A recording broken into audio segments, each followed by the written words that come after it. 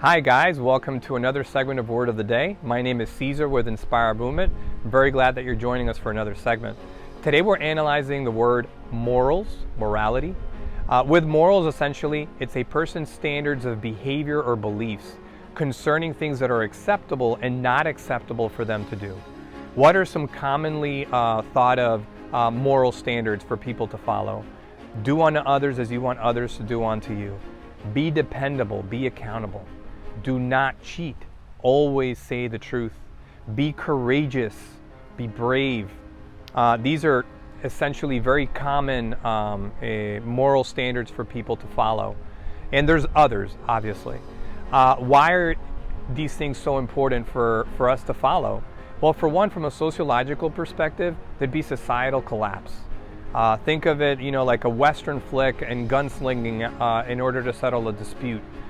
You go off on a trip and all your private property has been basically vandalized and is gone because that's not a moral standard. We don't respect private property.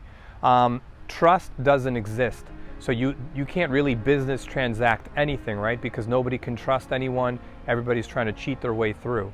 From a psychological perspective, well, we all want to be liked and accepted in some way. I think that's kind of like a very common human thing.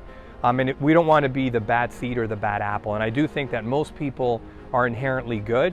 And we all have impulses to be bad, but I don't think that those impulses outweigh our good nature. So with that said, we don't want to be that bad seed and have some sort of like a social condemnation because of the way that we are acting. We also don't want to carry a guilty conscience, right? Nobody wants to carry a guilty conscience. You know when you're doing something wrong, you do it knowingly, and it sucks because you have to live with that guilty conscience, and psychologically that would affect us over time.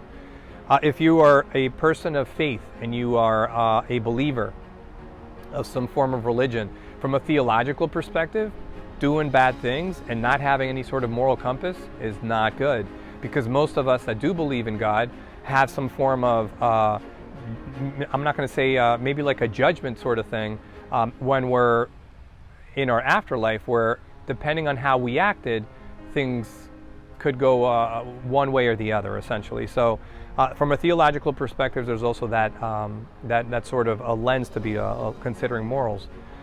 As I personally reflect on the word morals, I think we all have a moral compass to follow. I really do.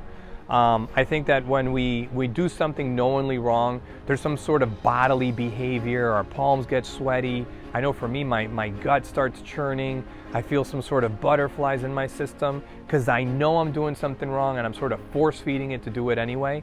And then what happens after is there's some form of repercussion, at least for me. Some people call that karma, but I do believe that you reap what you sow. So it's very mindful of us to try to make sure that we do the right thing and listen to our bodies, right? Again, it would essentially be a societal collapse if we don't listen collectively to those moral standards, that moral compass that we all have. So it's best that we try to follow what we know to be best. So I hope that you find these short reflections of value. I think this is something that we can all relate to. If you haven't connected with us, with our website in particular, we do have our first product that we've launched now for a few weeks.